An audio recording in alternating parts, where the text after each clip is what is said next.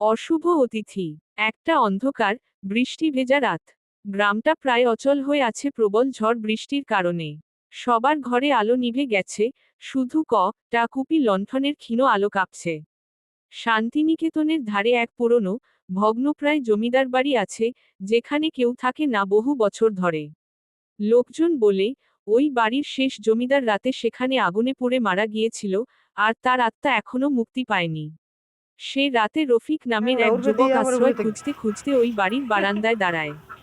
বৃষ্টি ঝড় থেকে বাঁচার জন্য ভেতরে ঢুকে পড়ে।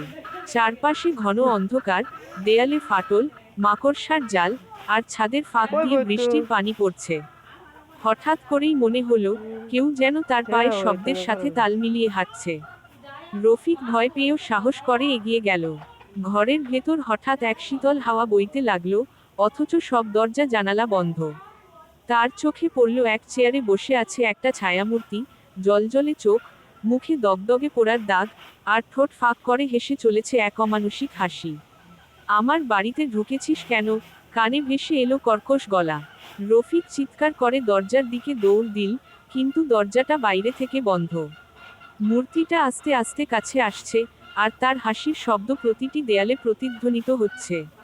শেষবার রফিক